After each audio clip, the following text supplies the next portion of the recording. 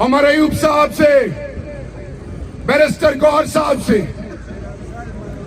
شبلی فراز صاحب سے، کیا وجہ ہے کہ سینٹ میں میرے کوہاٹ کے ایک سپوت کا نام آیا؟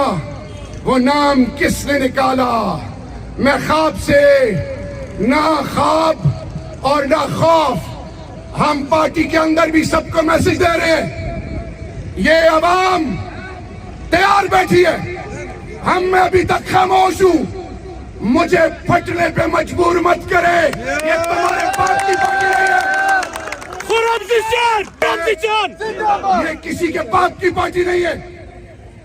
جنہوں نے قربانیاں دی، جن کی ماں بہنوں کی بے عزتیاں ہوئی، اور تم اکیلے بیٹھ کے فیصلے کرو گے۔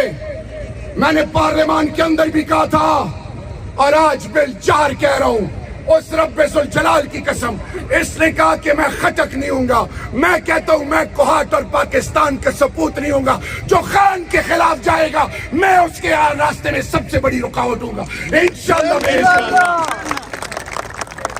کیا چل رہا ہے؟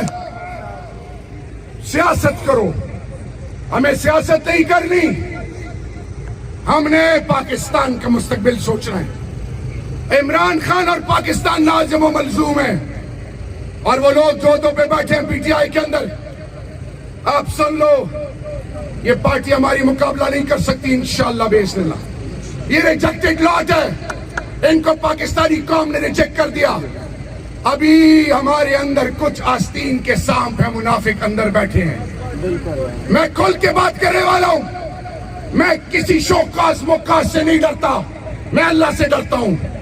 عمر ایوب بھائی آپ کے گھر میں آیا، میں آج علی امین خان سے بھی کہہ رہا ہوں، میں آج پی ٹی آئی کی لیڈرشپ کو کہہ رہا ہوں کہ آج میری فائنل آپ کے لیے میسج ہے، ورکر کو اٹھائیں، لائلسٹ کو اٹھائیں، وہ جو پارٹی کی بنیاد ہے، اوپر پیراشوٹس ریجیکٹڈ ہیں، جنہوں نے خاک کے کمر میں چنے گھومے، آپ پھر ان کو گلے لگا رہے ہیں، ہم ان کو گلے لگانے نہیں دیں گے۔